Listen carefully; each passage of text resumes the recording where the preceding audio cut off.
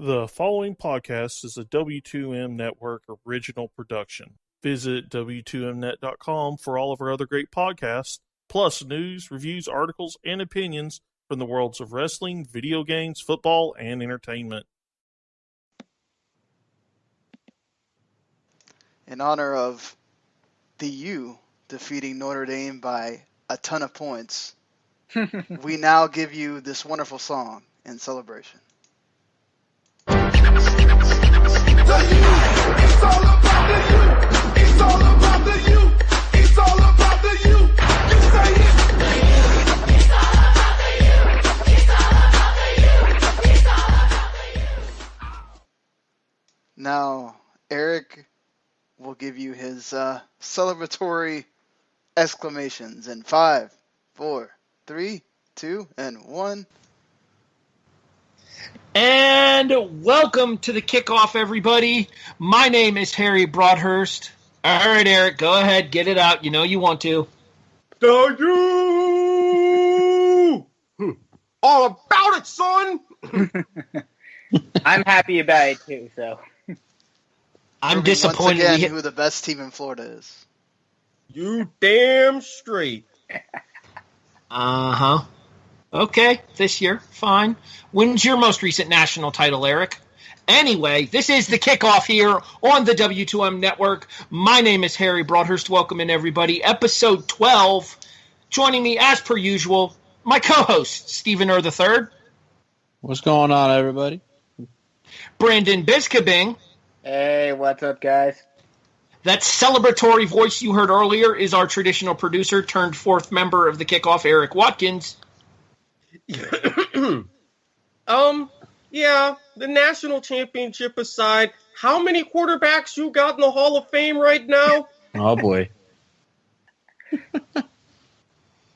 This is going to be fun when we actually have a season when we play each other. You know that, right? Oh, yes. I look forward to it. Hopefully it's not a season that Florida's 3-6. And the man you heard... South Carolina. Don't remind me. I'll tell you what, Brandon. When your school plays D1 football, we can talk college football. How's that sound? Oh, boy. Oh, come on now. Yeah. And Just wait for basketball season.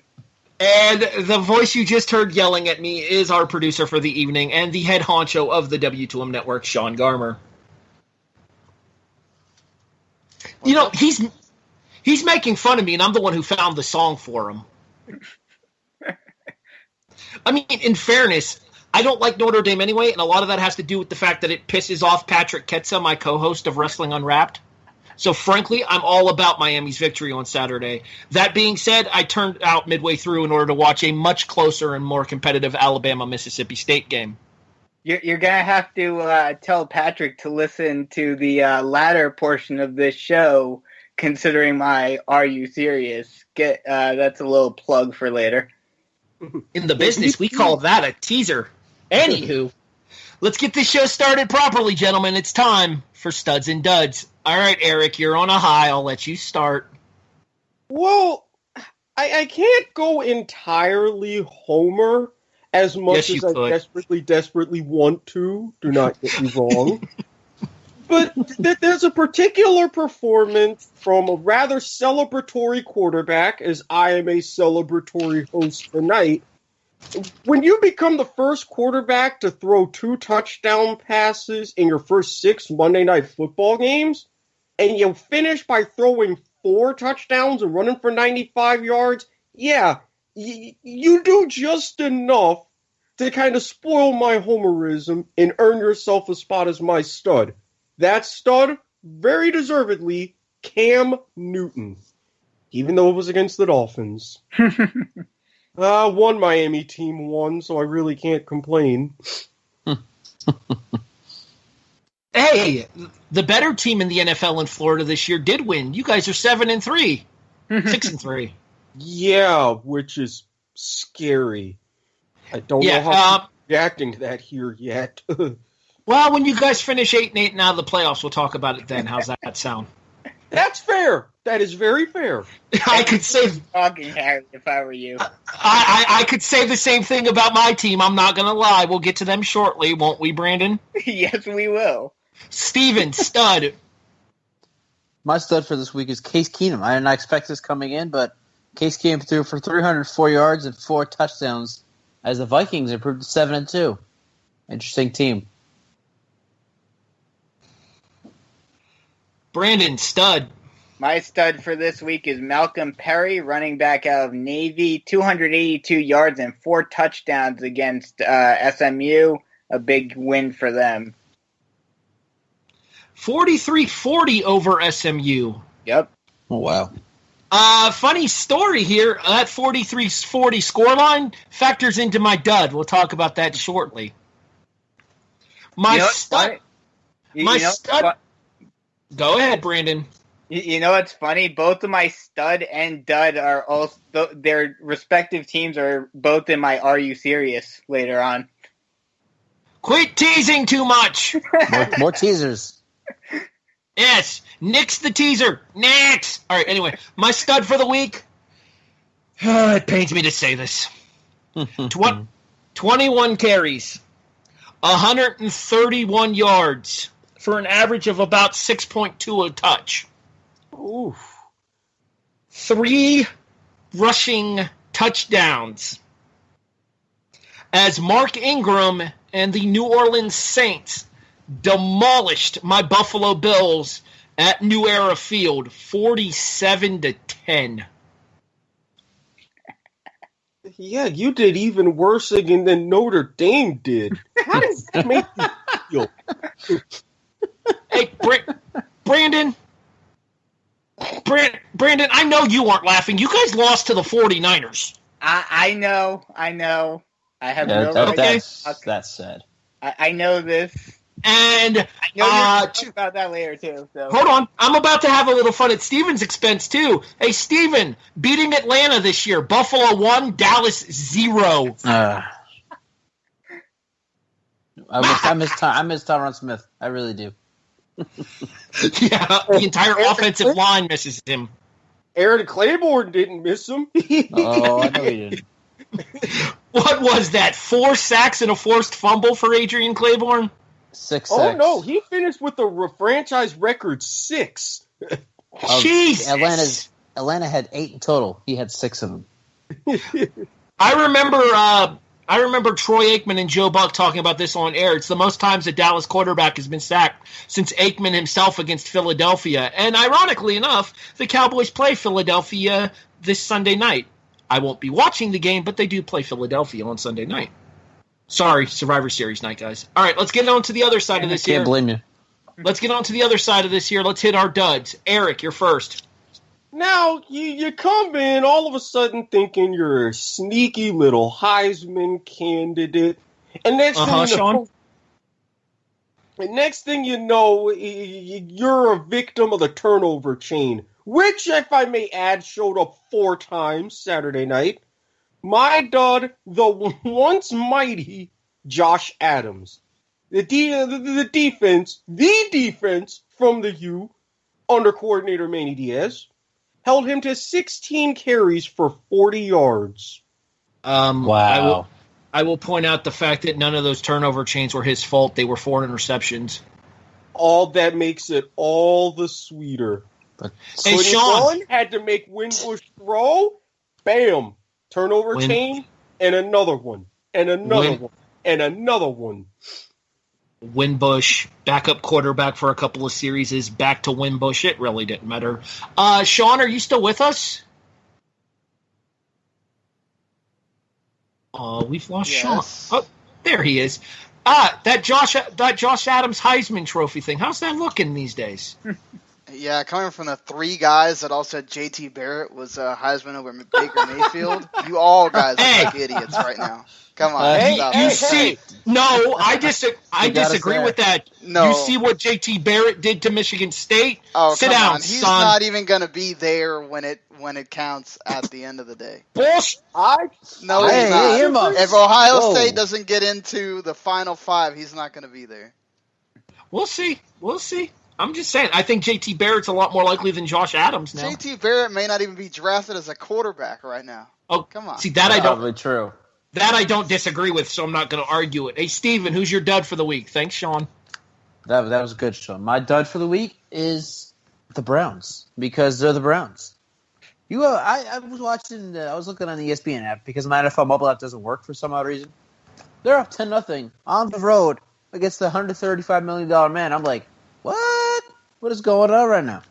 And then I check back 5 minutes later. It's what was it? It's like it's 14-10. I'm like, yep, that's the Browns for you. And then they wound up losing 38-24. They are 0-9, and it doesn't look like they're going to win another game this year. Thank you, Lions, for coming back and helping me survive in my eliminator pool. You had me worried for a second there. Cleveland's going to Cleveland, just like a certain team in New York's going to be a certain team in New York. Isn't that right, Brandon? This is the first year in how many years that they've been like this? It's been a long time. They are not quite to ground level yet. 70, 80, somewhere around there. 1980 is their worst start or something like that. Exactly. It was 1972, I think. Actually. Oh, so even pre-Phil Simms. Now you're going back into Craig Morton territory. Okay, so the worst part is the people acting like the Giants are going through this horrible ordeal because they've had 1 year since 1972 that they've been bad. Give me a break, people. Okay. Well, that's how New York is, though. I mean, we expect the best. We expect dominance every year, and when it's even a mediocre year, everyone is calling for, like, hell, the Yankees had one of the biggest surprising seasons in their history. No one expected them to even make the playoffs this year, let alone almost beg your pardon. And people were still calling for Joe Girardi's head.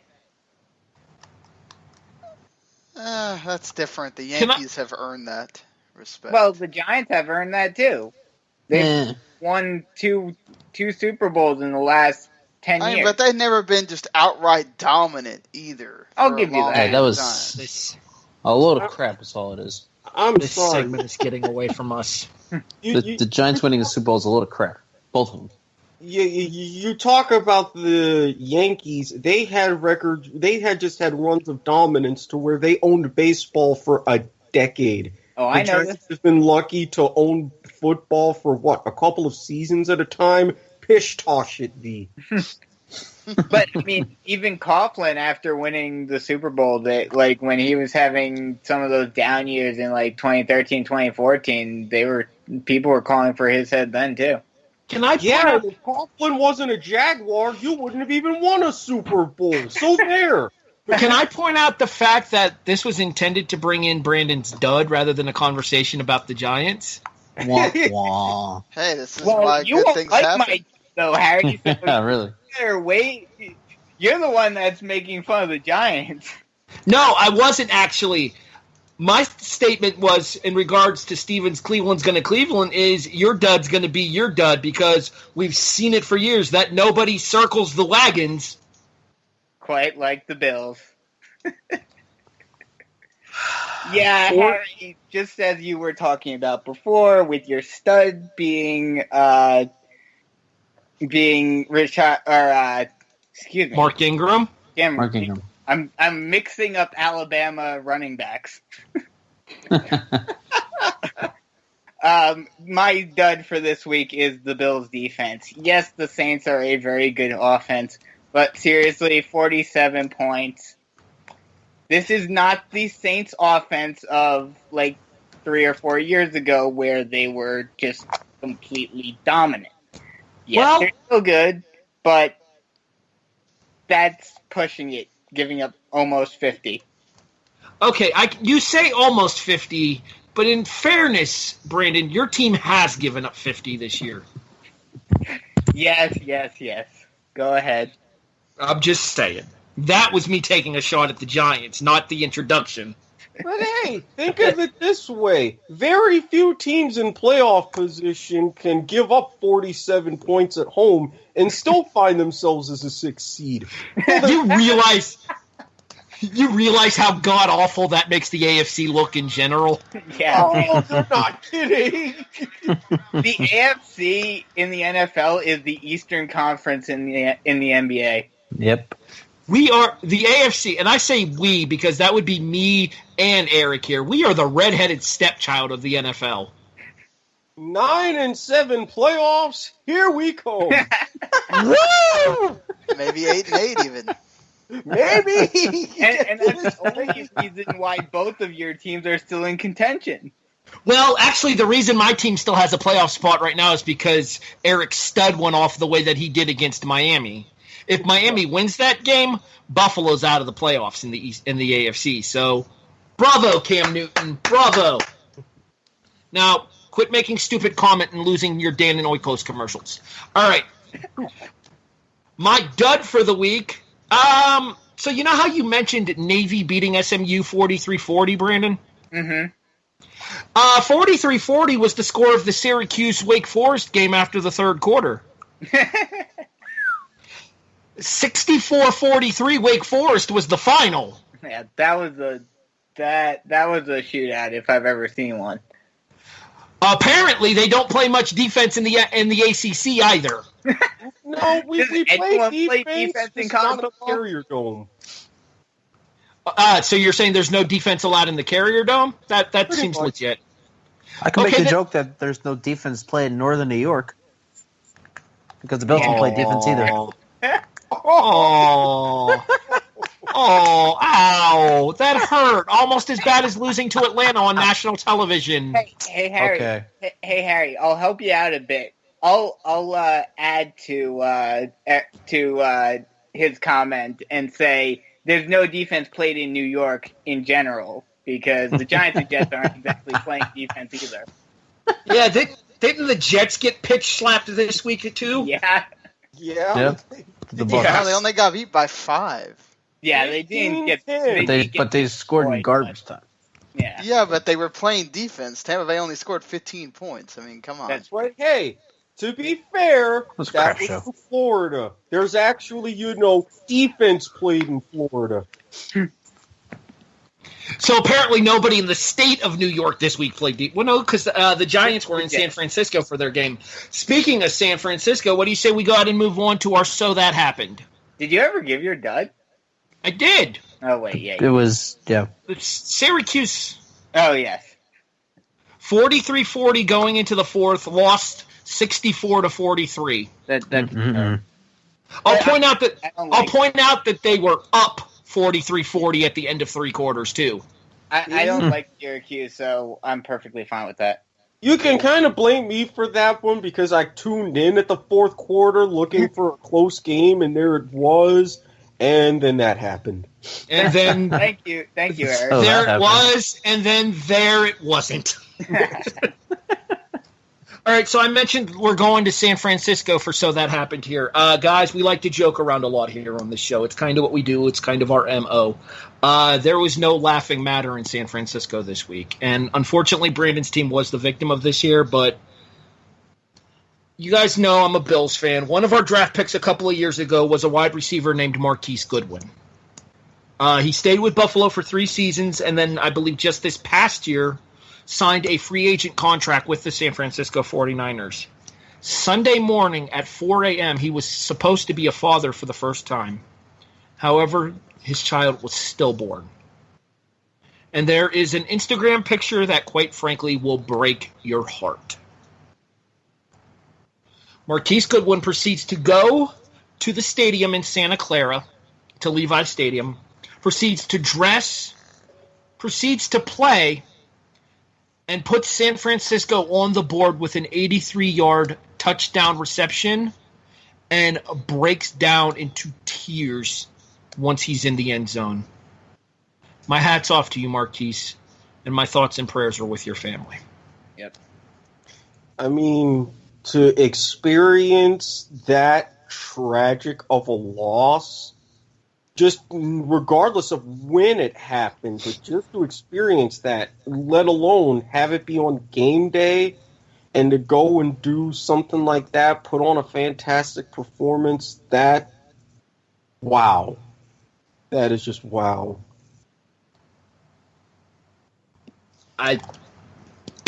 This would be the time where we usually like to make fun, have jokes with each other. There's nothing that's funny not about up there with the. It's not up there with the Brett Favre game, but it's pretty close. Whereas Yeah, it is. I would say it's just as important as the one with Favre after his father died. Well, he didn't have the same kind of performance that Favre had. Right, It's Favre still really very I would- phenomenal for him to have Well, done that right after. I mean, Not this to- isn't the playoffs, and this is a different sport, but I would put it up there with the Jordan thing. Jordan was. The flu, I don't think it. Yeah, I don't think Flu it. game? I don't think it That does compares not to compare. Jordan at all. That does No. not compare. Loss of life is different than having No, the flu. I thought there was a game like after his dad died or something. Oh, No, he might have. He might have it. That's true. Because there's that iconic moment of like him crying on the floor after the game. I think he won the trophy after his father died, and that's when he has to break down on the floor. Oh, okay. Yeah, then Something like that. That's- also after when he went to play baseball. Yeah. Yeah, it would have been one of the ones from when he was returning to the NBA. But as I was saying there real quickly here, like I said, we like to have fun here. There's nothing funny about this situation here. Our No. thoughts and our best wishes out to the Goodwin family. Mm-hmm. All right, so let's move on to some of the more ridiculous things and so that happened. Sean, you guys are short an athletic director these days.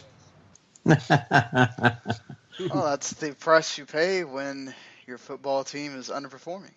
So. Pig suey. And I'm willing to bet that Brett Bielema, how's it pronounced? Bielema, thank you. He's probably the next out the door. Oh yeah, I think we knew that when the Coastal Carolina game happened that he was out the door. They played badly this season. They haven't lived up to expectations. How do you play like that against the Chanticleers? Really? Yeah. In Oh, what universe? and then the quarterback also has a DWI.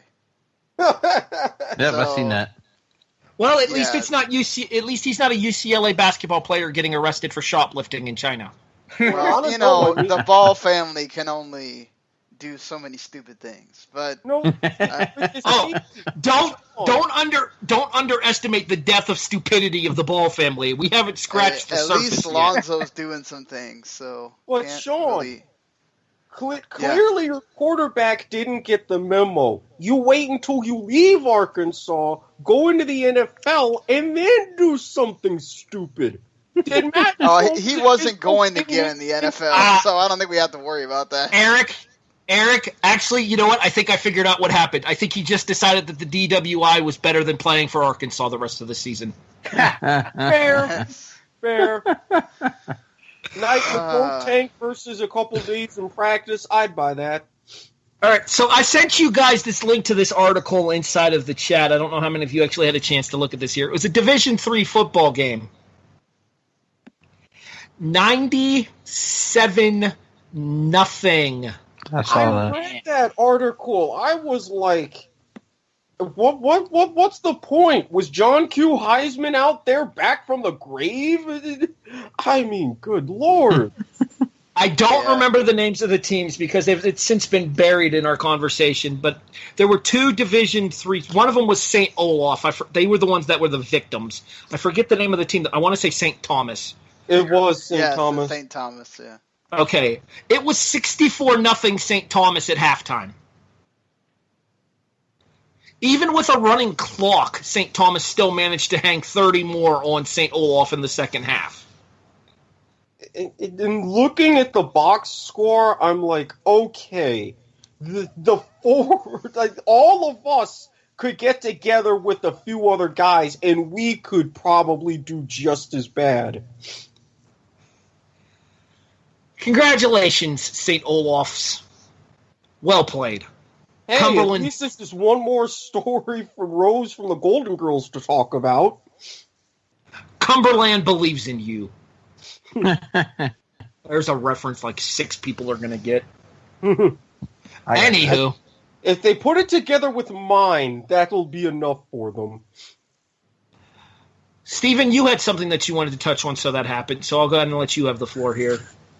All right, so we all know here on the kickoff, and if you were listening, you also know Harry is a Bills fan.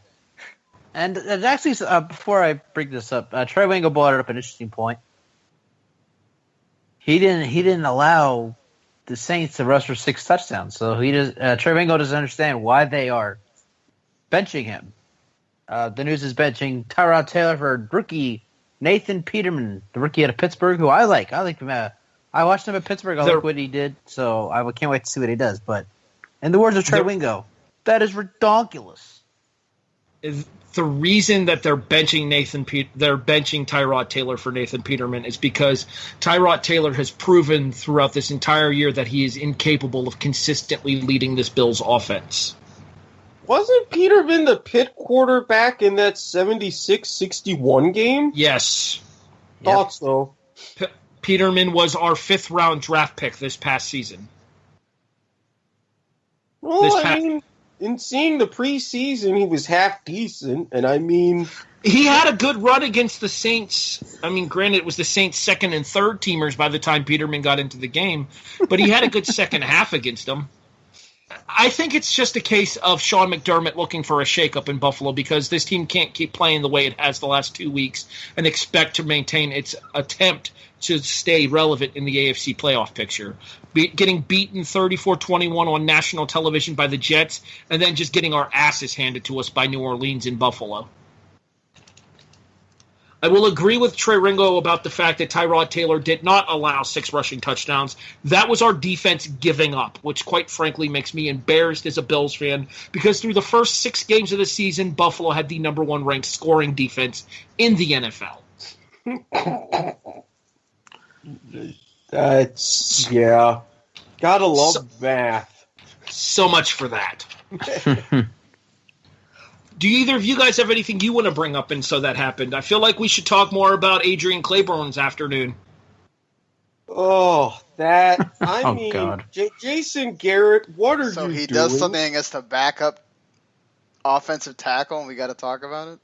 Yes, as a matter of fact, because where was Jason Garrett? I mean, seriously, you knew you weren't going to have Tyron Smith. You knew that. During the game, you didn't see Aaron Claiborne constantly get beat outside and get to Dak. Get beat outside, get to Dak. Beat outside, get to Dak. I mean, you didn't think to kind of stop that at any point in time with any sort of strategy? They did 10 times. It worked a little bit. I don't know that it would have necessarily helped them too much because you're also having backup. Remember, Zeke is your best blitz pickup guy, best blocker also, as far as the running backs go. None of those guys know how to block. McFadden does okay, but they didn't have McFadden in the game either. So you're having Morris, who is not used to blocking, or that was kind of Smith. That was kind of the knock on Alfred Morris in Washington as well, as that he was horrible at blitz defense. Yeah, so I mean, if you're going to put a tight end over there, I mean, Hannah's your best blocker, but I don't know that he really stops. The wide 9 had a point to it, but I just don't know that. I just think Chaz Green was just having an awful day, and it kept going bad for him and just getting worse and worse and worse. I mean, the guy plays better than that, but we did not see that in that game. It's bad. I feel like if they don't do something to step up that left side of the line there, that they're going to be in just as bad of a situation against that Philadelphia defense. Yeah, I'm hoping he comes back on Sunday. There's no excuse for it this week because going into the game, you now know Chaz Green had a bad day against a, journeyman guy. You're talking about Brandon Graham now going against Lyle Collins. You're talking about that's only on the right side of the line where Lyle Collins is still sort of adjusting to playing right tackle and playing, rather well at times. Then you have Fletcher Cox in the middle and I forgot who's on the other side of their line, but it's like you've got all-star defensive line right there for them. So you might need to have help everywhere Who knows? It could be a very long night for the Cowboys on Sunday. Yeah. I have an interesting thing that I just noticed for it. So that happened for this upcoming week. I don't know if you guys saw, but Greg Olson is going to be with Kevin Burkhardt and Charles Davis on the call for the Rams-Vikings game this week. Really? And apparently the GM for the Vikings, Rick Spielman, isn't exactly all that happy about this, saying that Olsen can use this as a way to get some inside information through the production meetings on the Vikings since the Panthers play the Vikings later on this season. I mean, I don't disagree. I don't think active players that still have contracts with the NFL should be sitting in broadcast booths. Yeah, that is very interesting. Similar to the point that I don't think active NFL players should sit in with the Sunday morning / lunchtime preview shows as well for the exact same reason, because you're able to get a look at all this intel from the sources that CBS and Fox and the NFL Network have that you might not necessarily be able to get elsewhere. That's not true. There's called an NFL Media Research Packet that any coach can get a hold of. That has everything that those CBS guys and everybody else is looking at. That's nonsense. Okay, now I'm curious to see more information than any of those guys are ever going to have. So Well, that may not necessarily be true because they may be telling the broadcasters some of their things in regards to packages and whatnot because they know it won't be used against them, that they wouldn't put in a package like that. Yeah, but you know how many packages... Like, take, for example, why Tony Romo was very awkward during the Cowboys game. Because he had to make sure that he didn't say anything that would hurt the Cowboys, when they play future teams, because he knows that offense. That's true. Right? No, I agree with that. Like, I just think you have to be careful when you say it. Those guys are not stupid. They know when they go on those broadcasts what they're supposed to say and what they're not supposed to say. And if they did something to hurt another team intentionally, there's going to be players that are going to call them out, and you're going to hear about it. True. That is true. Yeah, because, I mean, this one, with all kinds of issues about, like, potentially stealing signals and things like that, and all kinds of listening devices and what have you, I would think that when it comes to the broadcast booth, they would be pretty extra guarded. It makes things a little bit blurry, though. I think that's going to about wrap us up for So That Happened, though. That's an interesting little news bite there that you got there, Brendan. I'm curious to see how that plays out, if it plays out. I don't think anything will really happen in regards to it, but at the same time, though, with Olsen still being an active member of the Carolina franchise, I'm sure he's sitting in on those team meetings and stuff still too, despite being on IR. Yeah. Oh, yeah, definitely. So I can understand where the Minnesota's GM's gripe comes from. I definitely get it. Yeah, so can I, and that's... I don't know. I think this is going to start setting some weird precedents for when this happens again. It'll be interesting to see, considering this, if either Fox or CBS ever try this again. Because this is the first time that I can distinctly remember them having an active player. Oh, they do it for the playoffs, too. Well, yeah, but that's because... That's different. Their teams are eliminated. Yeah. This could still be a situation where it ends up relevant to Carolina and Minnesota's season down the road, especially if those two are fighting for a playoff spot. Mm-hmm. Which, as we talked about in our playoff predictions last week, thanks for missing those, by the way, Brandon. Mm-hmm. That it could very well come down to Carolina and Minnesota for one of the wild card spots, assuming Dallas does collapse. Even with Dallas not collapsing, Carolina can keep winning, and that doesn't matter. So. Not to mention, Minnesota's still got Detroit in their rearview mirrors too. So, and If I'm not mistaken, all 4 of us picked Detroit to win that division. Yeah. I picked Minnesota, I think, to win. Because I said that their offense was doing enough, and Well, here you- they are you sitting did- here thinking about benching Case Keenum. So Why? Because Teddy Bridgewater's glass ass wants back in the game. that's dumb. If you want, I can give you my updated picks this week. Why not bring him in at the beginning of a new season instead of disrupting what you already have? That's kind of weird. Brandon, in regards to your idea there, maybe do that towards the end of the show so that we can get through our regularly planned segments. Yeah. Yep. All right, that works. Let's go ahead and move on then, gentlemen, and it's now time for Buy or Sell. The return of Buy or Sell after said predictions last week. By the way, if you get a chance, make sure you check out the predictions and all of the other episodes of the Kickoff available in the archive over on youtube.com by searching for the Wrestling to the Max Network or by going to w2mnet.com. All right, guys. Steven, you're receiving college, NFL, or CFP? Let's go with college first. All right. So, you guys know I'm a Florida fan here. Florida is looking at the possibility of finishing 5-6 due to the fact that they had one of their games canceled, a home game at the Swamp against a Division FCS team of Northern Colorado. My question to you is this. Buy or sell that teams that miss a game during the regular season should be allowed to make that game up after the season in order to qualify for bowl games? Absolutely, I buy that. Because, Florida State's doing it. They got to play the University of Louisiana December 2nd to determine a bowl game. And if Florida has the chance to make a bowl game, and that one game that they missed messes it all up, they should definitely get the chance to play that game again. Since they get to play it due to Hurricane Irma, I believe. They definitely should get the chance. And this is a little off topic, but Eric and I, we cover arena football for my website.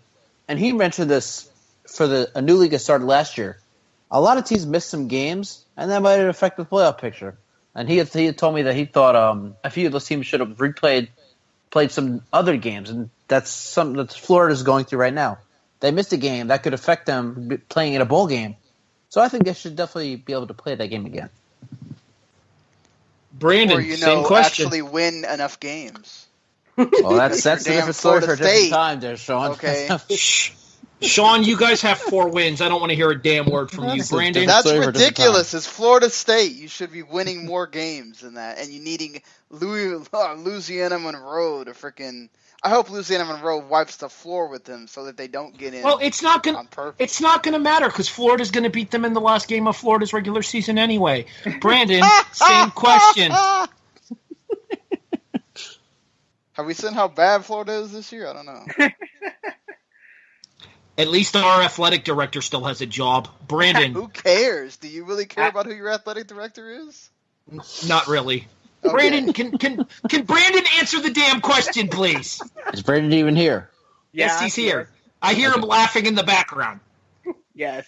And I have to buy this, especially. I'm gonna qualify this with it depends upon what happens. Like if they're either definitely in or definitely out, then it doesn't really matter for them to play. But if they need to have that win in order to be eligible for a bowl, but otherwise they would not be, they've got to make some sort of ruling on that, because you don't want them to lose that game and then lose the bowl as a result. Especially when it's a game against an FCS team, which, we've seen FCS teams come in and beat these big schools in the past, but it's a game that you should be winning. So, they should be replaying it. And they don't like it.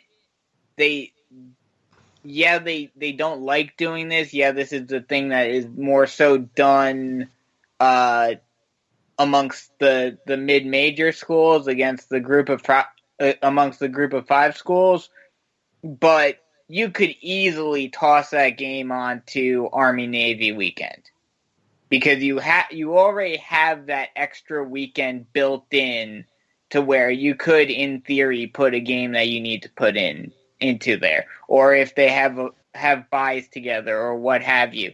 You can figure it out in some way to get it done. I'm honestly surprised, especially with things being more, them trying to be safer with lightning delays and all of this.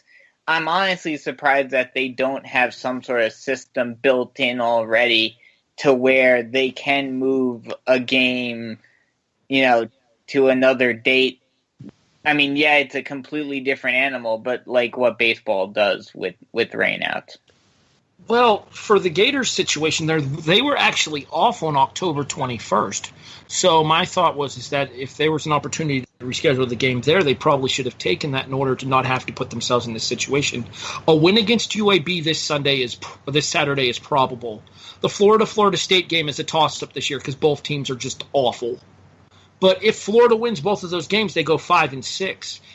A minimum 6-6 record is required for a bowl game, and not only will that help these student athletes, especially seniors that would have the opportunity to play in one more game, but you would also get the opportunity for underclassmen to have more time to practice with the team in order to get the team ready for next year.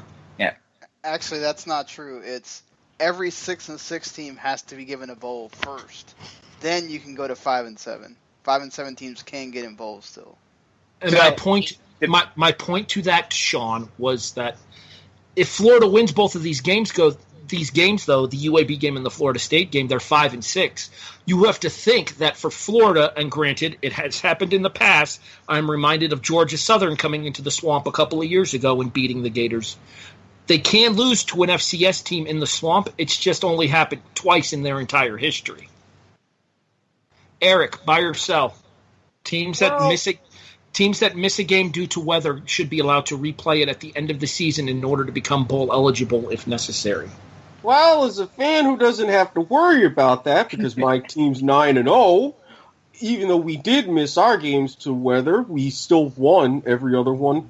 I would still buy this because even if Florida finishes 5-7 and they have a high enough academic progress rate score to be given a bowl, that would still be very tremendous. However, in this particular case with an FCS team, I would have to add a little bit of a caveat. I don't know how good Northern Colorado is this year, but say that they're unable to make up this game because a team like Northern Colorado is eligible and is making a run in the FCS playoffs. Then what's going to happen? Yeah. You see, that was going to be my question here. Does it become a team that is at or above Northern Colorado's stanchion for this particular season?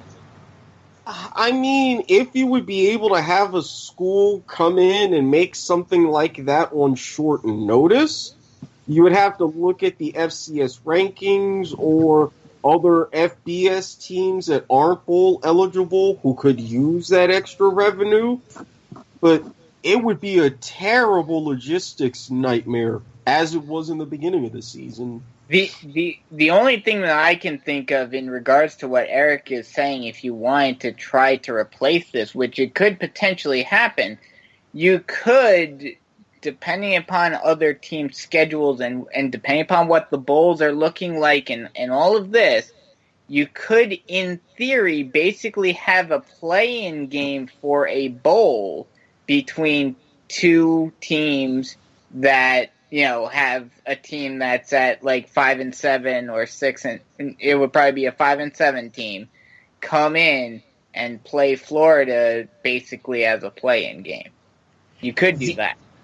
The answer to your question, as far as the Northern Colorado Bears go, they are 2-7 this season. Oh, so they're not getting into so play. that then absolutely. In this particular case, yes. And if it's against an FCS opponent, I would gladly say yes. But if that team is in the FCS playoffs, then I like Brandon's idea. Have a team that is on the bubble for a bowl game and have a game like that as a play-in. See what happens.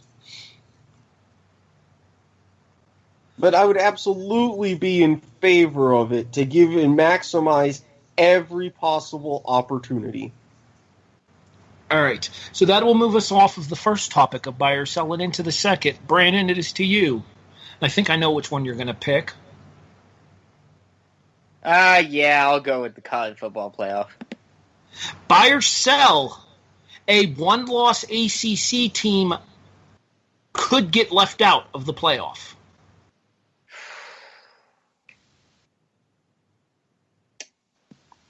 You currently have Clemson at 2, Miami at 3. I want to say buy. Well, it would be impossible for... Well, the only way that a one-loss team would... The only way that you would have a one-loss team is... Clemson's already a one-loss team. So... Miami would have to win out. Clemson would have to take them down, which would probably put Clemson in as a one-loss team. Exactly. However, assume Miami loses a game before the ACC championship game and then defeats Clemson. Well, yes. If that happened, then yes, a one-loss team would be in. But I believe your question was, would a one-loss team be left out? Could a one-loss ACC champion be left out of the college football playoff? Oh, buy or if sell? The champion? Yes. Then no. So No. you're going to sell that a one-loss ACC team would be left out. I'm going to sell the one-loss ACC champion team would be left out of the playoffs because right now you have both Clemson and Miami in the playoffs. So as of right now, the voters are saying that both are deserving of being in there. That means that whoever wins that ACC title game, unless one of the two teams have a Ohio State and Penn State-esque fall, they're going to be in, no matter what. Eric, this question specifically applies to you due to the fact that it would have to be Miami that does it. Because currently Clemson at number 2, if they run the table here, they're going to be a one-loss team in. Yes. Does a one-loss Miami team get in, Eric? Buy or sell? You know what? In terms of how you phrase your question, it pains me to say this, but I'm going to have to buy. Miami needs to beat both, if I remember correctly, Virginia this week, and after that we go to Pittsburgh before the ACC championship game. If we lose either one of those games, our playoff chances are gone. Gone. I disagree with that. Especially if we lose on the road to Pitt because it is this late in the season. If we do either of those, yeah, we can beat Clemson, but that would just put us right in the Orange Bowl. I would not complain. Rather staying right at home in the Orange than having to go to either New Orleans or way out west to Pasadena. But the committee has said, with what Clemson has done this season, they had a tougher schedule. Even with the loss to Syracuse, they bounced back. But now there's no room for error. We've seen what they did losing on the road to Clemson, but they bounced back, making that Iron Bowl significant. Ohio State, they have an opportunity, even with the loss to Iowa. They win out how things are positioned with both Michigan and Wisconsin. They have a chance because of non-conference scheduling. I think if it comes down to anything else, Clemson has shown that they scheduled better than Miami did, and the committee would reward them for that. See, this is why I don't like the college football system. I know exactly what Eric is saying, and I kind of unfortunately have to agree with him somewhat, but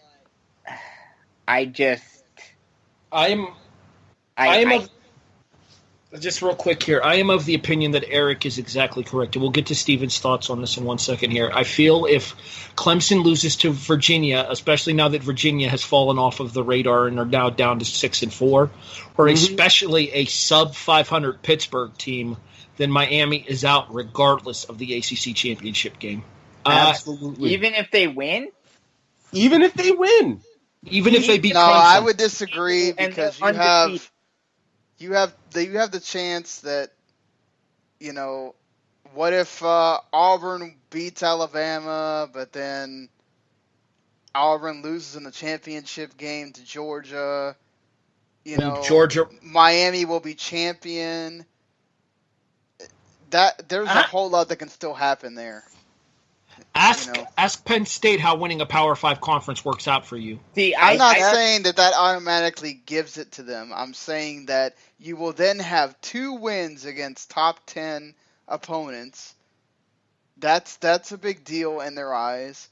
And there's a chance that when Ohio State, if Wisconsin beats Michigan, Michigan's not ranked. So that game doesn't really matter as much as it would. Now, if Michigan goes and beats Wisconsin, then that kills Wisconsin, number one.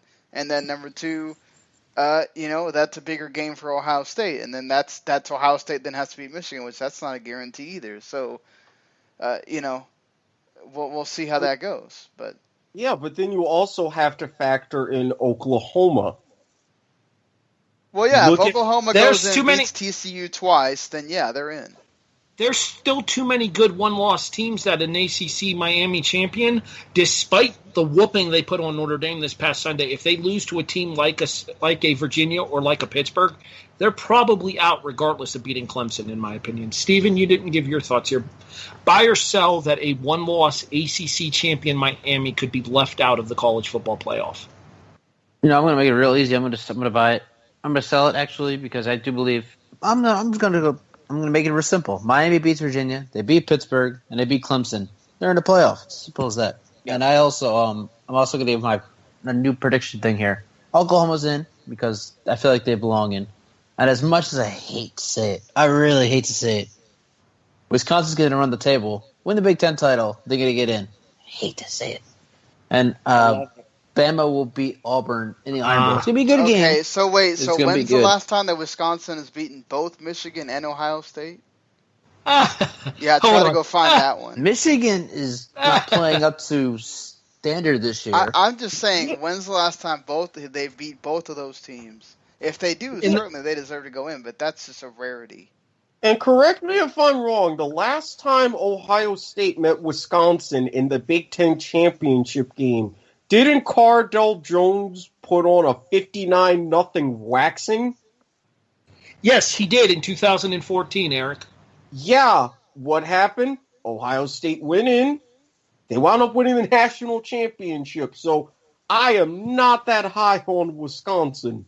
And I even said just last week on this very show, watch the committee and watch Ohio State. They've been getting a little something of a gift. I will also point out the fact that Wisconsin has lost their last 4 against Ohio State.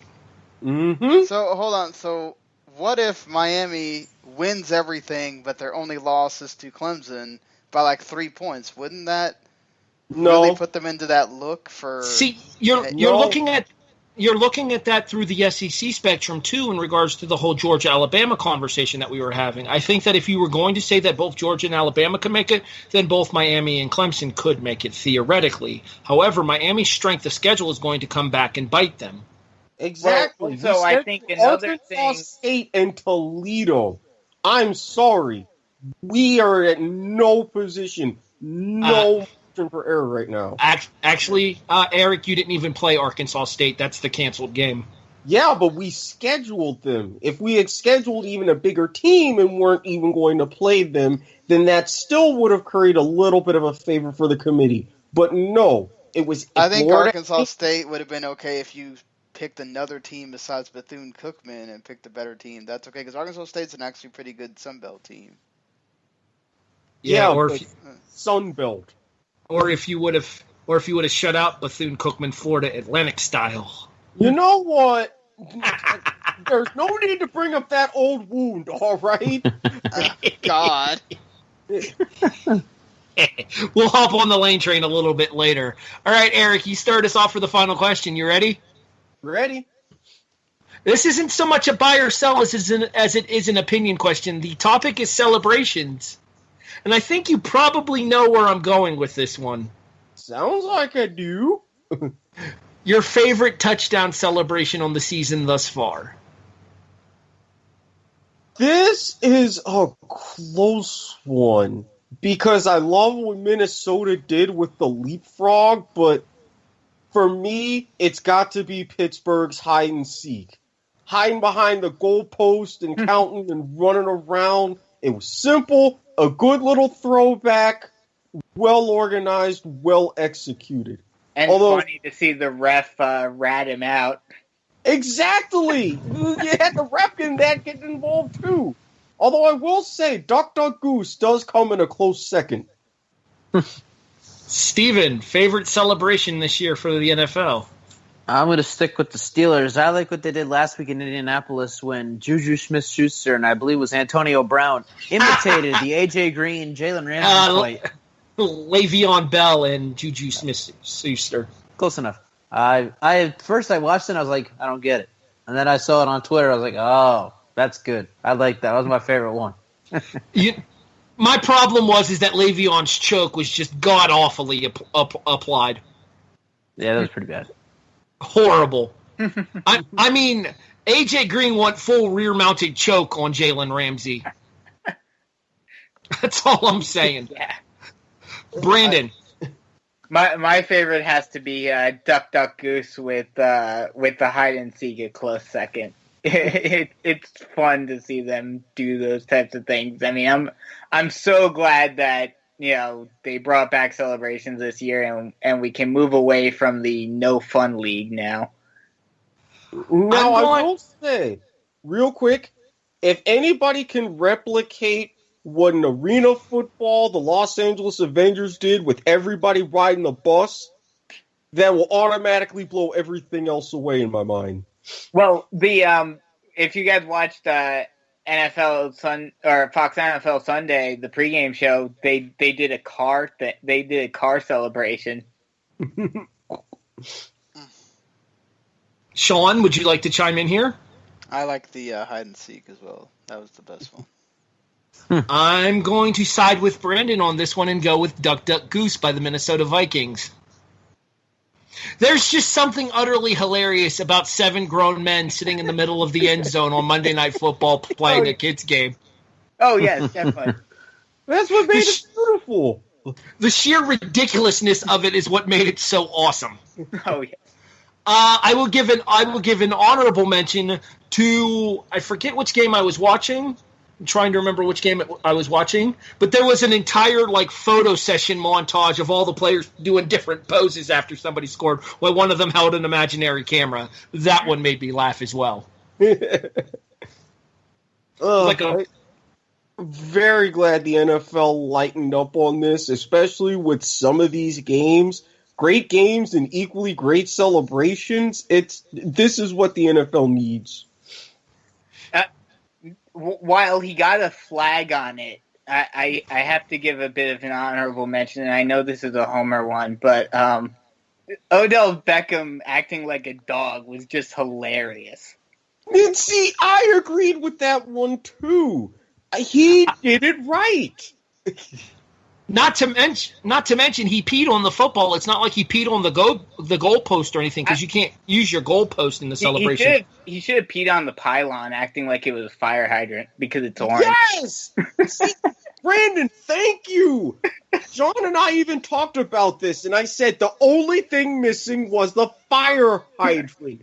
That was the only thing. I'm glad someone else noticed. There is one touchdown celebration I will question forever, though. It is the one that Antonio Brown did on a punt return last year. Somebody just mimicked it this past weekend in the NFL. Why in the wide world of sports would you Bronco Buster a goalpost? What possible sense does that make other than racking your balls on national television? Or worse. There's been worse. I'm just saying, it seems like a bad idea to me. It All is. right. With that, we move on. It's time to get it together. And we actually didn't talk about this one, so this should be fun. Eric, who are you telling to get it together? You know, I appreciate it, especially for what it meant, and I appreciate it for where this person originated from. Sean, I think you know what I'm talking about. Josh Lambo, I love you. You made the game-winning kick and everything. Fantastic. But you almost pulled a Grammatica with that celebration, okay? I mean, yes, you beat your former team in overtime, but be careful. Please. I Please. will always get it appreciate together the soccer right. celebration in a football game. Yeah, don't get me wrong. I love a good soccer celebration in that situation too, but I'm seeing that and I'm like, don't get hurt, don't get hurt, don't get hurt, don't get hurt. Just make sure you... And the ball Especially did on get that, blocked too, so... especially on that Everbank field. You don't know what that stadium's field's going to look like at the end of a game. Oh no, that's the thing. I know exactly what it's going to look like at the end of the game. That's why even more I was worried. So you're telling Josh Lambo to get it together, huh? Yes, I am. Steven, you're up. Get it together. A lot of people are going to disagree with me on. A lot of people are going to disagree with me on this. Probably you guys as well. And while they are 7-2, and at this point the second seed in the AFC, the Steelers need to get it together. Because last week I was going into Sunday's game. I was hoping Steelers run the Colts out of Indy and they show why they should be the top seed in the AFC. And then they go ahead and they fall behind 10-0 to the Colts and beat them on a last-second field goal. While the Patriots run Von Miller, Chris Harris Jr., and keep Talib out of Denver at a 41-16 win. So I'm telling the Steelers to get it together, or the Chiefs might take over the second spot in the AFC. Brissett's actually been good this year. We're not giving him enough credit. Yeah, I don't know about that. Osweiler Yeah. and Simeon are the combined nothing. So, no Well, comparison. I expected that, especially Simeon, because let's face it, he does not come from a football school. Brissett, he's God. just still not New England. Isn't Northwestern ranked right now? The Blind 25th. finds an acorn every once in a while, bro. Come on, man. They've won 2 games in a row to make them ranked. Someone, Come Oh, on. we won 2 Some- games in a row. We're the best. I'm just trying to say you're hating on this team. Northwestern feels like right now. let's Just find that. 'cause Trevor Simeon sucks doesn't mean that Northwestern as a school can't be a football school too. Yes, as a matter of fact, it does. I thought Okay. we had an understanding about There's that. players from the U that never did anything in the NFL either. Come on, stop it. I completely agree, but it's a Okay. matter of balance. We have players that do nothing in the NFL, but we have players who go to the Hall of Fame and players who compete for championships. What's Northwestern ever done? Who have they ever produced? I mean, they did go to the Rose Bowl back in the mid-'90s. Yes, and they got it handed to them. Okay, technically it wasn't handing it to them. USC did win 41-32. But even Northwestern fans at that time were like, is this really happening? Am I on an acid trip? Is this bizarro world? What is going on? We don't do this. And they haven't since. Is this the real life, or is it fit? Never mind. Moving on. Brandon, get it together. My get it together for this week is, and I'm amazed that I'm actually saying this because, I don't actually want them to get it together because I hate this team, but the Dallas Cowboys. Oh, boy. Lost Ezekiel Elliott, and he's going to sit out his 6 games now, which, Cowboys fans, you should be thankful now because while, yes, you need to get it together in order to keep any potential for the playoffs, but if you do make it to the playoffs, now you don't have to worry about him being suspended during it. They lost 27-7 against Atlanta. Yes, Atlanta is a good team, but you should be keeping that a little bit closer. They face Philly this weekend, on Sunday Night Football. Loss! Sorry. Man, if the Cowboys win, I'm going to make Harry feel so bad. Yeah, that's going to be a very tough game for them to win. win. In, Claiborne sacked Dak Prescott again. Oh, God. Yes. But, all right. Oh, go ahead, Brandon. I'm sorry. But yeah, so beyond that, I mean, you've got Los Angeles, which that should be winnable. Washington should be winnable. Giants, definitely winnable. But then you've got some tough games at the end of the season, so you got to get your act together. You got to be able to win the games that you need to win the games that you're supposed to win in order to make it to the playoffs. Well, all right. Duh. To my get it together now. Triple overtime, 39-31 loss to Northwestern, Eric. And that don't mean nothing about nothing. Bounce back with a 27-24 victory over the Penn State University to claim the lead in the Big Ten East. Go to the Horseshoe this past Saturday and get absolutely demolished by JT Barrett, who's responsible for 4 touchdowns, 2 passing, 2 receiving, or 2 passing, 2 rushing, and a defense by Ohio State that had just allowed 55 to Iowa hold you to a field goal as Michigan State gets shellacked 48-3. Hey, Sparty, get it together. See, what does that tell you about Michigan State, that they lose to Northwestern and then they do this? My point stands. No, it doesn't, because Michigan State bounced back from losing to Northwestern to beat Penn State.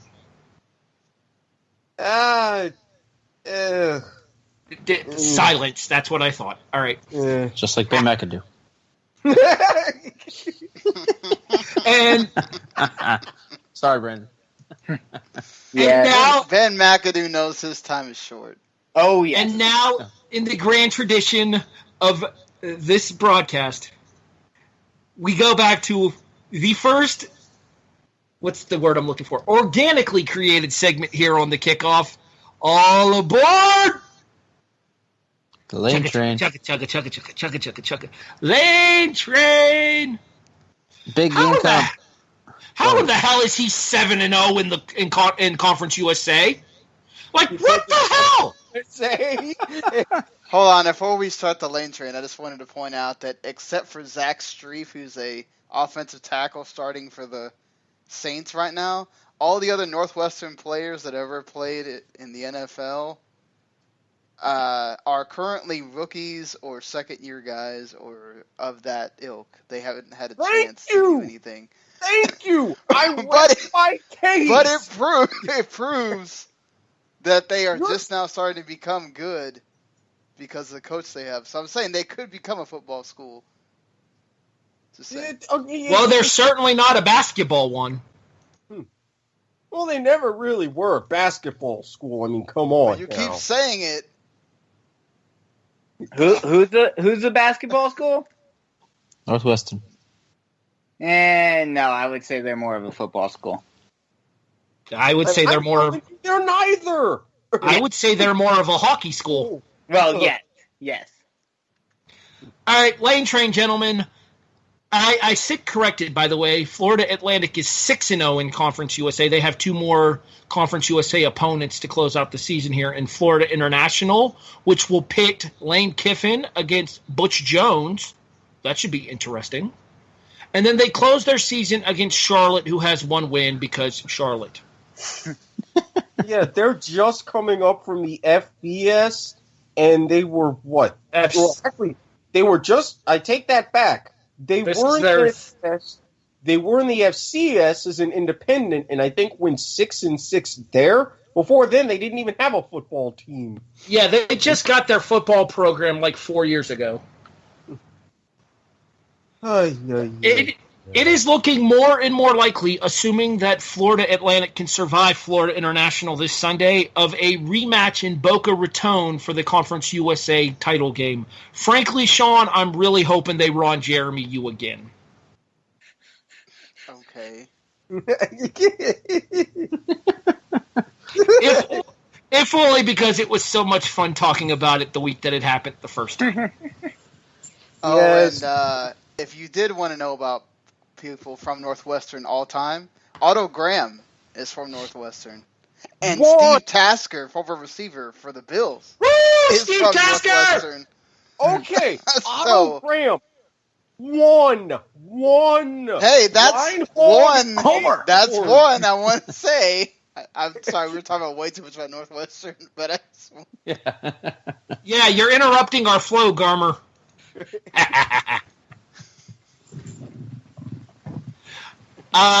Steven, anything to add? This is your segment. Yeah, I'm glad you cleared that up. I was wondering what the name of the FIU head coach was. I knew it was Bush. I didn't know if it was Butch Jones or Butch Davis. So you cleared that up for me.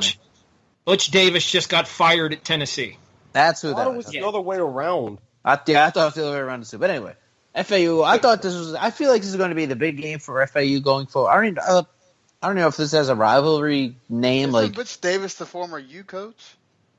Yes, he is. Yeah. Switch Yes. that around. Butch Jones is the one that just got fired at Tennessee. My bad.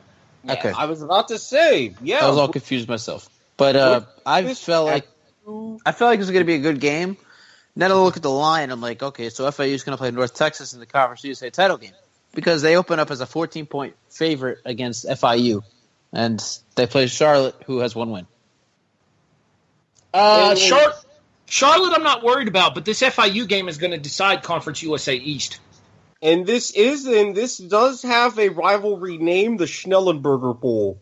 There you Because go. of Howard Schnellenberger's ties to both schools. The former Michigan coach. 14-point And the man favorite. who brought the 14.5. How in the world is a Conference USA team laying 14.5? That's ridiculous. Because Lane Kiffin, I mean, Exactly. hey, his name's been floating around for a certain job in the SEC. Do. Go, Gators. That job? Is that the one you meant? Then One watch the of Gators two. still suck. Yeah, Tennessee. Yeah. Tennessee's thinking about bringing him back as well. So there's your competition. Hey, Sean, yeah. And then watch Arkansas win 4 games a year. Okay. Anyway. Quit making fun of Florida if you can't handle me taking shots at Arkansas. I don't have a problem with it. I'm just saying you're making bad jokes that don't make sense. Can we mute him? Is that possible? Like, do I have a mute button for our producer? See, he got flustered. That's what happened. Well, hey, this is what happens. See, 3-6 teams can't perform in the clutch. 9-0 teams, however, we got this. I'm just saying. And with that, the lane train has arrived at the station. Woo woo! All right, guys.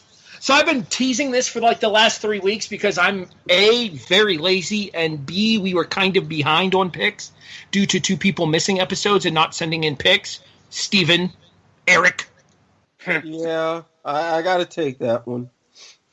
I have updated standings for you guys. Are you ready for the Week 12 standings for the Kickoffs? Are you serious predictions? Yep. I can't believe I'm about to utter these words. The current leader is Steven. Whoa! 8-12 for minus 90. For those of you wondering what the minus stands for, because we're all negative. For those of you wondering what the minus stands for, it is the point differential in the games that we have predicted. Points for, points against, point differential is the tiebreaker should anybody be tied. Currently, no one is tied, though, so keep that in mind. I'm in have first a place at suggestion. 8-12. Yikes. In fairness, these are upset picks, though, so that's not really a surprise. I mean, it's not like we're calling cream puffs, you know? Yeah. Right. True. I feel like that could be a segment for next season. The Kickoff presents its cream puff pick of the week. Ooh, that's good. That would just be way too easy. That would just be the Browns all the time. Sad but true. I mean, he's not wrong. He's not. All right. In second place at 6-14, minus 48, is Brandon Biskobing. Yay! In third place, You must be hating that because one of them was at your own team's expense. yeah, actually a couple of them for the different weeks have been at my team's expense, so frankly I'm used to it. But one of them was in your team's favor when I picked Florida to beat Tennessee. I was just about to say that as well, so, I mean, you've also picked Forrest, and you might be doing so again this week. Dun, dun, Yeah. dun. All right, moving on. Next, at 5-15, from negative 141, bravo, Eric. Yeah. Wow. I didn't get my hopes up because I was like, my point differential is going to plummet. And I do have a suggestion if the point difference ever gets tied. I'm listening. What you could do, as used to decide football championships in ye old England and throughout Europe, and as it currently decides places in Australia, you could do a percentage system. 4 divided by against, in case the 4 minus against is tied. We shall see what happens. Yes. I will also point out the fact that despite the fact that Eric is 5-15, he started 0-8. So he's 5-7 since. Coming on strong. Look out, Steven. And in dead last is yours truly at 4-16. Wah, wah.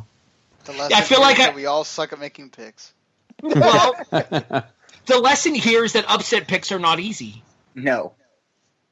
Hey, I'm getting better. This is the guy. Okay, to be fair, Eric, you're also the guy who picked Tennessee to beat Georgia. Yeah, about that.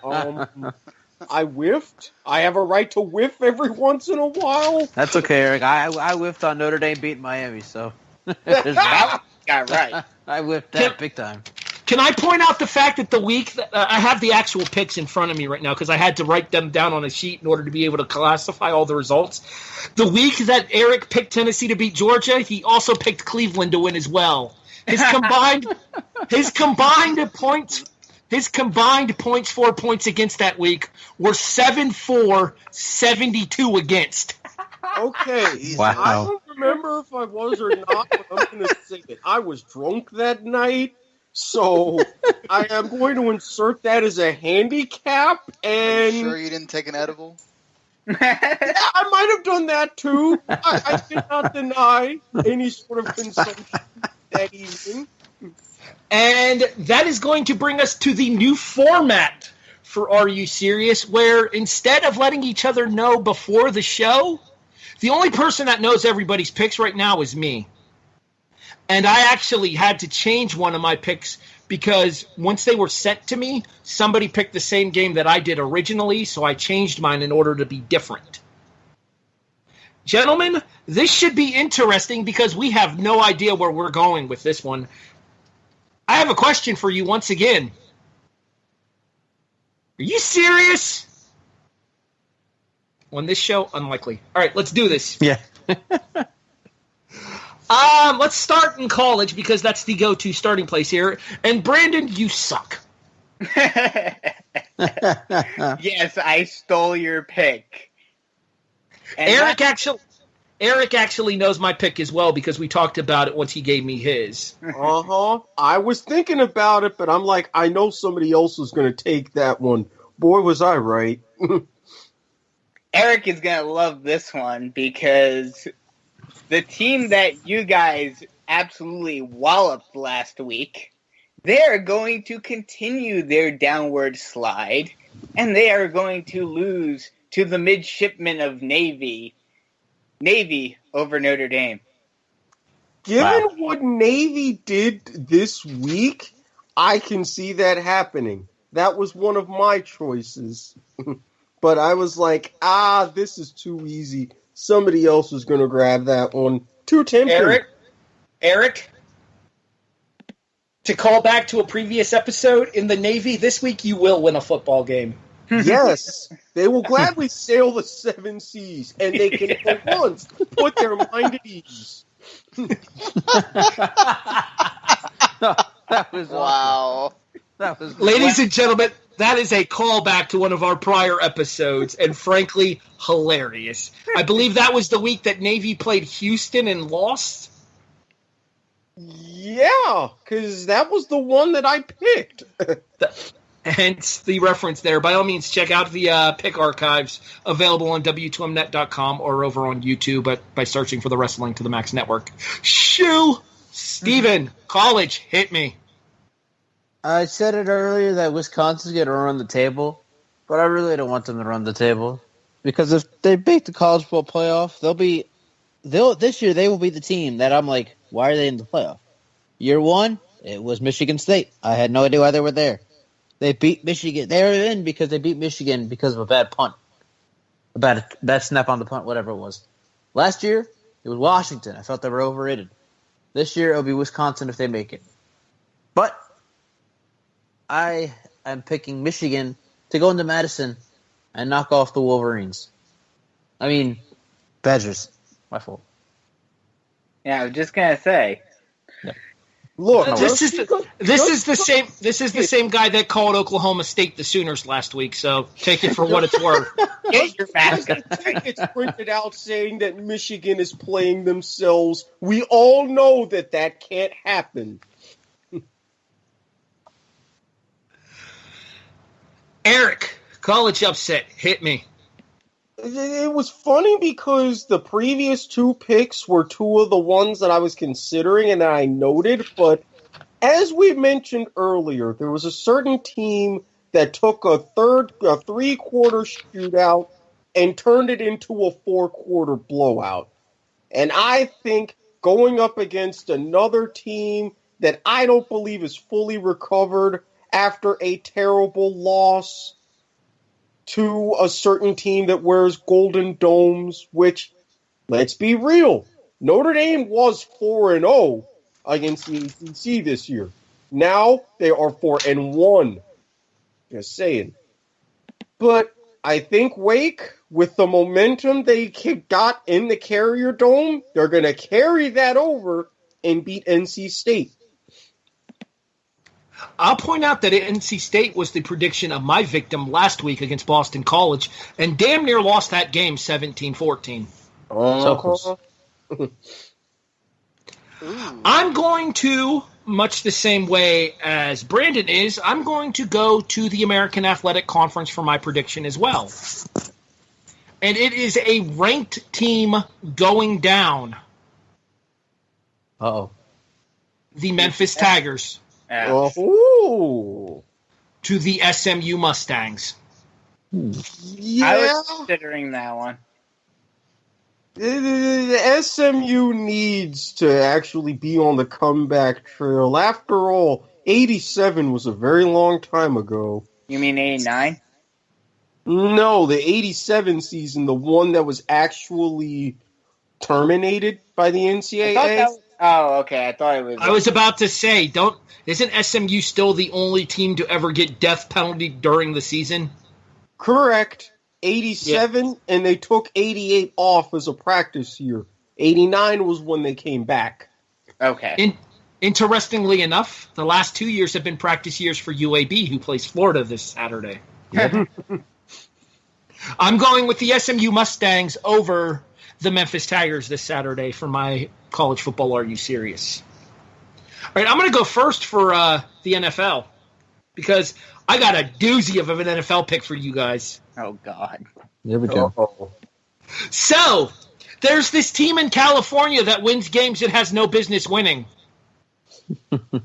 Their name is the Oakland Raiders. And they are home. They are home to the New England Patriots this Sunday. Even though it's not really a home game. Yeah, it's in Mexico. It's in Mexico City. But I think that Derek Carr and Amari Cooper put on their biggest shows when they have their biggest stages. This is the biggest stage that they've had since that Kansas City game where they picked up a 31-30 victory on a Thursday night. Oakland shocks the AFC again by taking down the Patriots. I would be so ecstatic if that happened for a variety of reasons. Especially New England for what they did to Denver, and because Tom Brady in his TB12, in his Ugg boots, in his cookbook, in his wheatgrass. I'm going to shut up now because I could go on a while. I will have everybody know that the actual QB12 in the NFL is Jim Kelly. From to you. I'm waiting for Sean to chime in with Terry Bradshaw. I'm just waiting for it to happen. I could say something right now, but I know you'll just rebut with our record this season. No, I know. Phil Simms. Yada, yada, yada. Wide right. At least Phil Simms wore number 11. One win. Anywho. I knew it. Well, I hate to disappoint, Brandon. Steven, are you serious? NFL edition. Yeah, I'm serious. It's a really big game for my Cowboys and for Sean's Cowboys. And Brandon keeps talking smack because Adrian Claiborne got six sacks against Dak Prescott. But this week on Sunday Night Football, the three of which Dallas plays in the next 5 weeks on Sunday Night Football, that's a lot. Cowboys take down the 8-1 Eagles. Wow. Bring it on. Hold on. I have to prepare myself for this one. Are you guys ready? Ready? Are we ready? Yeah.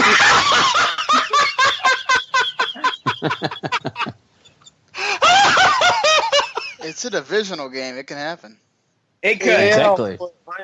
Look, for that pick, Harry and I can never be discussed when it comes to our homerism again. I can't breathe. Hey, there's a divisional game that's coming up that I may just have to be a homer for in Are You Serious in a couple of weeks.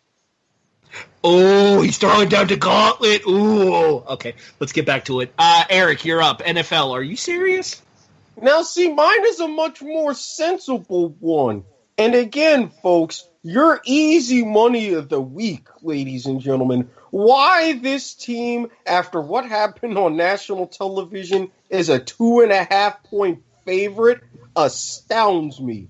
Now, I may not officially be a gambling man, in part because I'm broke, but if I was not said broke, I would find a little coin to put on this one. Because honestly, you really don't have that much faith in the Bengals beating the Broncos? Really, Vegas? I do. And yeah, I am serious. He's super serious. I think the Broncos will cereal. Yes, super serial. I was going to make a serial killer joke there, but I decided against it. Brandon, you close us out here. You're going to love this one, Harry. I already do, Brandon.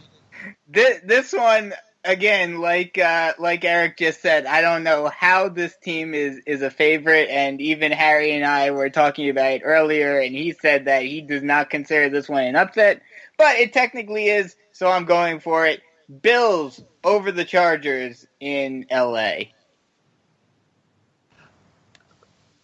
Well, I think it'll be nice to hand the Los Angeles Chargers a loss in their home stadium before they get forced back to San Diego. Oh, I would love. Yeah, but I mean, come on, they've only won once at StubHub, so let's be real here. This is what happens when you have to play your NFL games at a soccer stadium.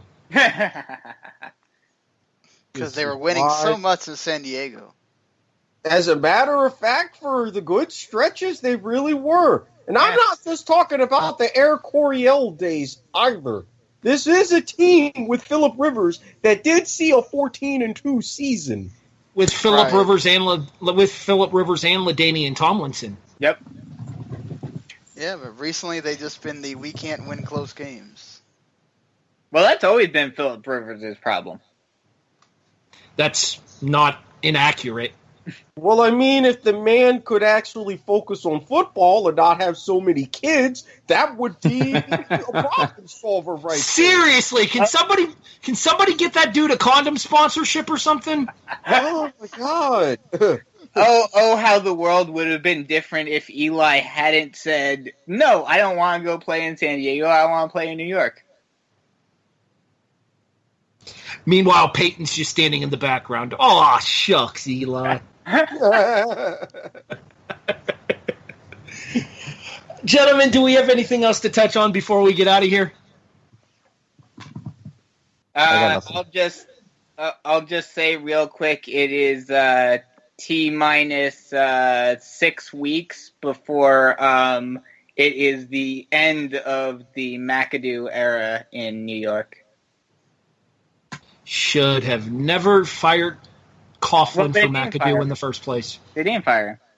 Shouldn't have let Coughlin go for McAdoo in the first place. I think thanks. They were gonna fire him if he didn't step down. We know this. Stop. But hey, thanks for letting him come back here because, times are scaringly good. Oh, these next 6 weeks are going to be insane. Good. Yeah. How does it feel to know that your college team and your NFL team are combined 15-3, Eric? Strangely weird. And I'm sober, so it's true. My teams are a combined 8-10. And frankly, it's the Gators with more losses. Kind of bizarro-ass world am I living in this season? Well, hey, think of it this way. You might have Lane Kiffin, and you might get to go up against John Gruden. So that may make you feel better. I thought Gruden was in talks of going back to Tampa Bay. Breaking news from Sean, who just got a tweet from SEC Country that Gruden's been doing some reaching out. For Tennessee. Aw, sweet niblets. Way better than having the lane at your place. Look, just go, get Chip Kelly, and all will be right. Oh, God, no. Please, no. You know what? I'm going to be entirely honest with you. I don't know that I would be opposed to that because if Chip Kelly could bring that system back to college football, it's proven to work in college football. Yeah. And God knows we love to run and gun down in Florida. Ask the old ball coach. And you could get some of them top-notch recruits. Hey, I've said for a while if Chip Kelly had more faith in Tebow back when he was in Philly, I think that team could have been at least semi-decent with his system. So anything Tebow with what? I don't trust a quarterback that needs 5 years to learn how to throw a damn spiral. But with Chip Kelly's system, granted, college-type systems don't work in the NFL all that often, but, I think if they would have tested it a little more, it could have potentially worked. They did. They had Nick Foles. Eric, that is two-time national champion Tim Tebow you're talking about. You watch your filthy mouth.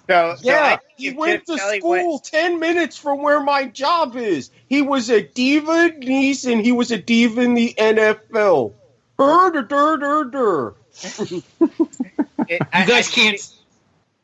You guys can't. Go ahead, Brandon. I think if Chip Kelly came to Florida, that he'd be a good fit. Oh yeah, he's too busy being a Met. So Tebow's too busy being a New York Met these days. Anyways, you guys can't see it because it's an audio podcast, but I'm totally Tebowing right now. Wait, Brandon, you can't be Tebowing because you're still here. Oh, ouch! Ouch! Ouch! Brandon, you got anything to plug? Not right now. Nope. We got to find you something else to plug. Yeah. True story. Steven, go ahead and hit your spiel. You can check out the latest episode of the SCU show coming this week on W2net.com. That's pretty much all I got. In addition, you can also check him out inside of the arena, NAL Now. There's a couple others too. Yeah, but the NL Now is in the spring, so we got time for that. But they can find those on the W2mnet.com as well. I'm Good just point. saying. Good point. Get your stuff out there, man. Speaking of getting your stuff out there, Eric, I know you got a laundry list as well. Oh, yeah. Oh, yes. Along with the kickoff, we've got football to the max. We've got soccer to the max, where I probably will guarantee me with a mailman chant at least twice throughout the future episode. A contributor on the W2M Network's Top 25 poll. That's one thing that I have. And for once, I can actually guarantee that by the next time we do an episode of this broadcast, the schedule is favorable enough to where you will be able to hear the point of viewer catch-up megatacular. Sweet. That's a whole lot of tacular. Yes, it is. For good reason, too. There's shenanigans, there's conundrums, there's things that I can't even mention on this show. I can spell shenanigan. I don't think I can spell conundrum. Anywho. So doing this football podcast tonight is a nice change of pace for me because I've done 3 straight nights worth of wrestling shows for the W2M Network. Sunday night, Jared Hawkins filled in for Patrick Ketsa as we covered No Way Out 2004 in memory of Eddie Guerrero's departure date, which was the following day. Rest in peace, Eddie. Monday night, I sat in with Gary Vaughn for the Monday Night Raw review for the W2M Network, in addition to doing my own Raw review with Tony Acero for Yes Wrestling Radio and the Raw Reaction. Last night, Tuesday, we're recording these on Wednesdays, as you guys should be aware of by now, myself and Liz Puglisi did the SmackDown Live and 205 Live reviews, in addition to giving our predictions for the Survivor Series, which you can listen to this Sunday night as myself and Patrick Ketsa present WU Reacts to the 2017 Survivor Series. I clearly need a night off, so I'm going to go ahead and take 2. If you want some extra help for Survivor Series, I could probably jump on. I will let you know what happens. There's a possibility that I might need you for Clash of the Champions. I'll message you once we're done with the show. Okay. Before we go, real quick, do you want me to give you my update? Oh, yeah. Absolutely. I completely forgot. Thank you for reminding me. All right, AFC East. AFC East, I'm sticking with the Patriots. South. AFC South, I forget who I had. I think I had the Colts, which they're not. No, they're not. Yeah, that's not happening. I was I was in that boat with you. I'm going to go with the Jacksonville Jaguars. Woohoo! Ah! North. AFC North, the Steelers have this in the bag, pretty much. West. AFC West, I think the Chiefs will be able to hang on. 5 and 6. 5 and 6. I'm going with the Titans, and I am going with the Bills. Woohoo! NFC East. NFC East, I'm sticking with the Eagles. I think their run continues. South. NFC South. I think New Orleans is going to keep their hot streak going, and they're going to win it. And they're going to make teams quit like Buffalo did this past Sunday. Yep, precisely. North. Minnesota is going to keep it. You're in difference with the other 3 of us that are the regulars on the show. Sean doesn't count. He's just the producer. You think the Lions are going to make it? Myself, Eric, and Steven all picked the Lions. Uh-huh. Yep. NFC West. NFC West, I'm going with Seattle. So I picked Seattle as well. I think one of us still stuck with the Rams, but I don't remember who it was. That might have been Sean as well. Yes, that was me. Listen to you being all different and stuff. 5-6 in the NFC. 5-6 in the NFC. A lot harder than the AFC, that's for damn sure. Yeah, I had to look at this for a second. I'm going to go with LA. I want to say Detroit, but I'm going to go with Carolina. Who's your college football four? My college football four are Alabama, Miami, Wisconsin, and let me pull it up real quick. Is anybody else waiting for him to say Central Florida? I really want to, but I know that it won't happen.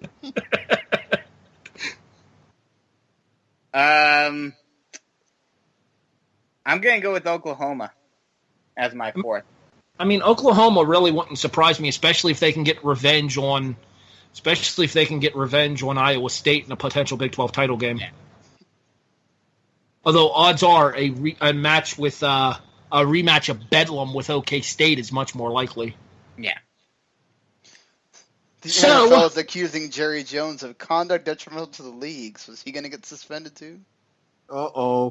Probably. I think there's some sort of vendetta war between him and Goodell now. Well, it has a lot to do with what happened with Arthur Blank on Sunday too, with the whole Arthur Blank is in favor of renewing Goodell's contract, and Jerry Jones is like, "Whoa, pump the brakes on that." Which I don't disagree. Head of the compensation committee. That's also. I don't disagree. I'll be honest. I don't disagree with Jones about that. There, frankly, I think Goodell needs to go. Paul Tagliabue, he isn't. But, I mean, let's see. I don't know how well Tagliabue would have been able to handle all of the issues that have arisen. Significantly more competently than Goodell has. Yeah. Agreed. I'll agree with that. Tags.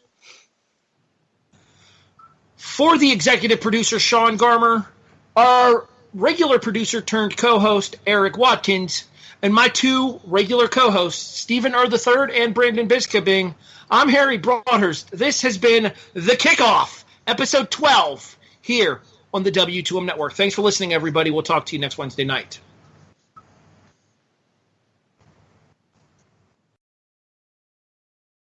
The following podcast is a W2M Network original production. Visit W2Mnet.com for all of our other great podcasts, plus news, reviews, articles, and opinions from the worlds of wrestling, video games, football, and entertainment.